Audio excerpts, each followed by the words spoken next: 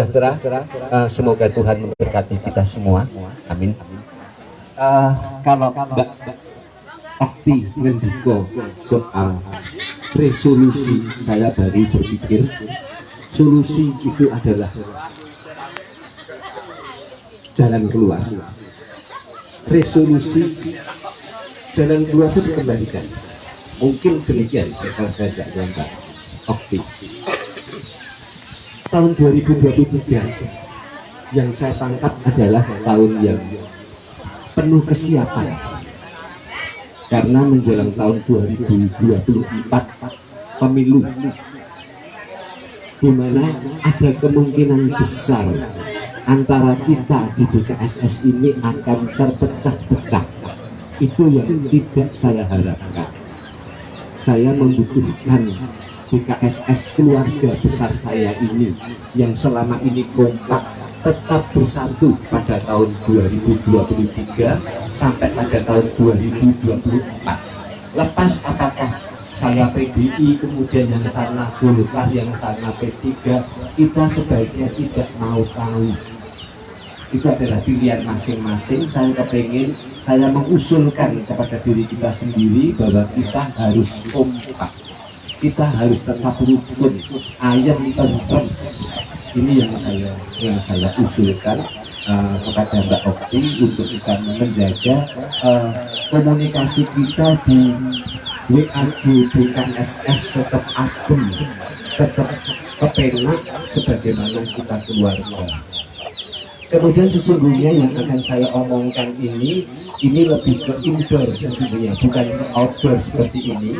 Tapi saya akan matur kepada Mbak Okti untuk kesimpulan dari apa yang saya omongkan nanti. Jika kita setuju bersama-sama, ini kita lanjutkan dengan pembicaraan secara tertutup antara mungkin saya, Mbak Okti, ada Mas Rio, ada Mas Ipam, ada bapak-bapak, ibu-ibu yang lain yang saya berpikir saya kepingin sekali karena BKSS ini sudah berjalan berapa tahun Mbak Okti? 4 tahun. 2-3 tahun, waktu yang cukup. Saya memang menunggu durasi, enggak begitu berdiri lalu kita bergerak. Tapi setelah 2 tahun, 3 tahun, rasanya kita cukup dengan jumlah keanggotaan yang juga saya melihat cukup. Saya akan mengusulkan bahwa setelah kita mempopulerkan nama BKSS, artinya jeneng kita sudah dapat, bagaimana caranya golek jenang, entuk jeneng lalu entuk jenang.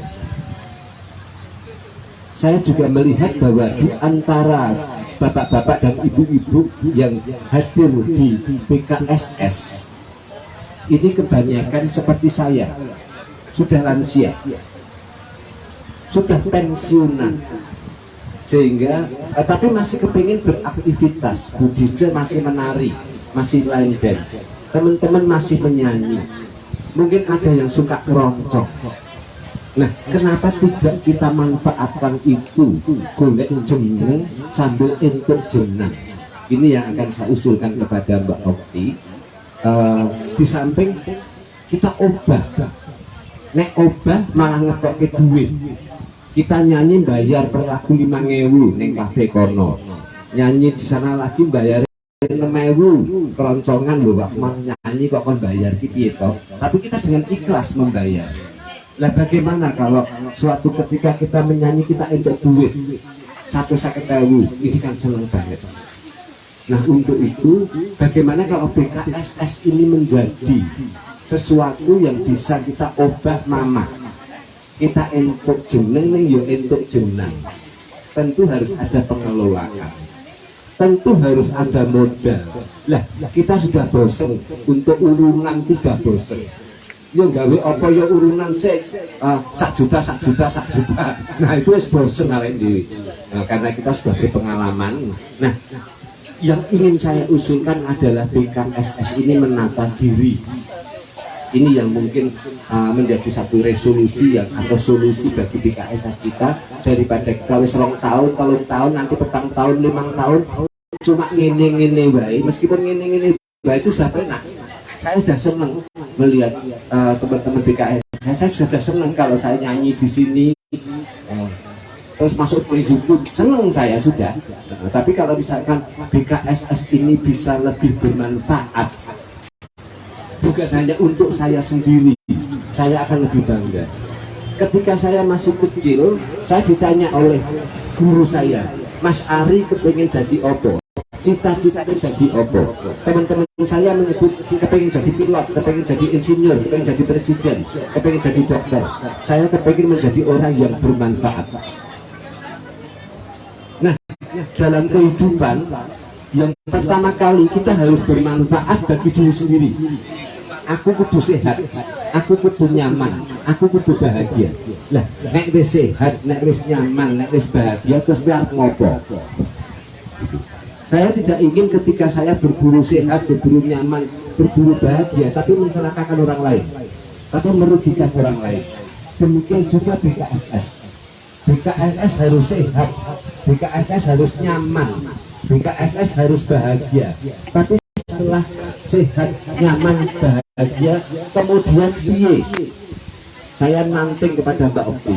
Terus piye Mbak Okti? Nek wis bahagia, wis membahagiakan Butiuk, wis membahagiakan Ari, wis membahagiakan Mas Ipam. Apa cukup gitu? Bagaimana kalau Mas Ipam, Ari, Butiuk dan sebagainya, kita bersama ini juga membahagiakan lingkungan kita, bermanfaat bagi lingkungan kita. Nah, kalau kita kemudian bisa memasuki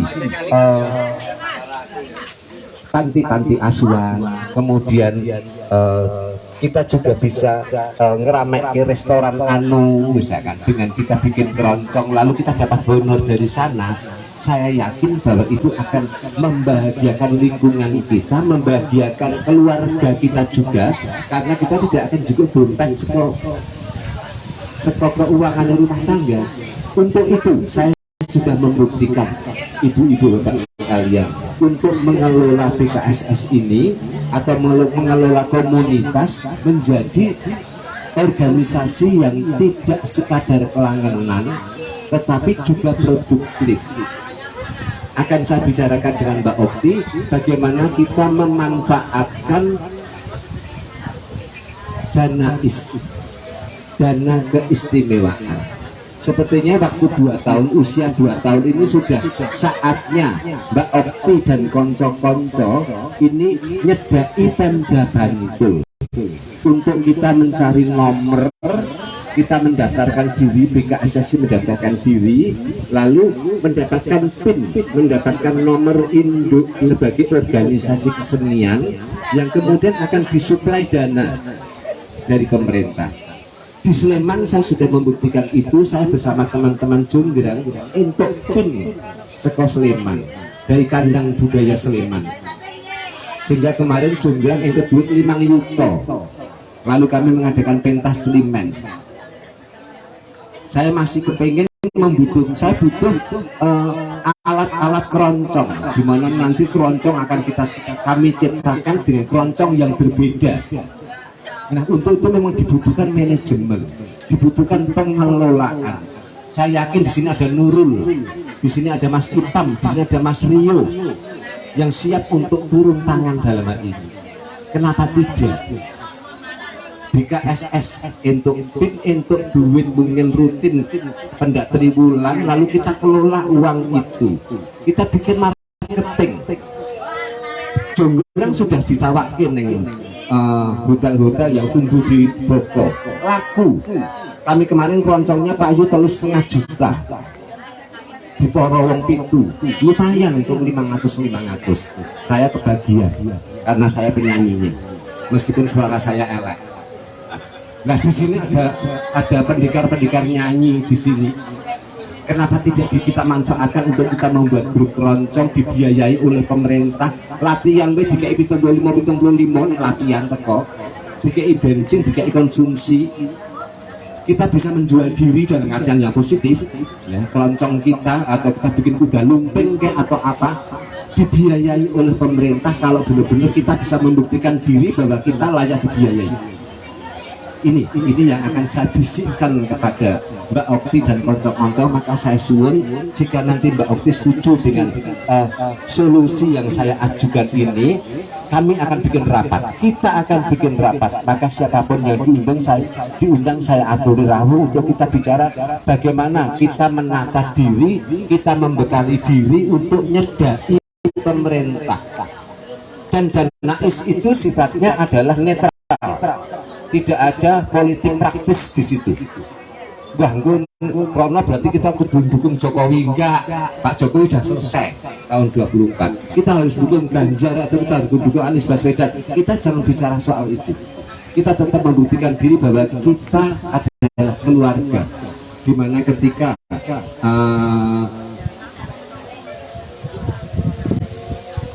ibu tertentu menyukai warna jingga, saya menyukai warna purple, saya menyukai warna ungu, itu adalah masalah selera pribadi. Itu yang bisa saya aturkan. Karena waktu sudah mepet, mungkin teman-teman juga sudah lapar, maem, saya juga kepengen maem. Akhirnya saya tutup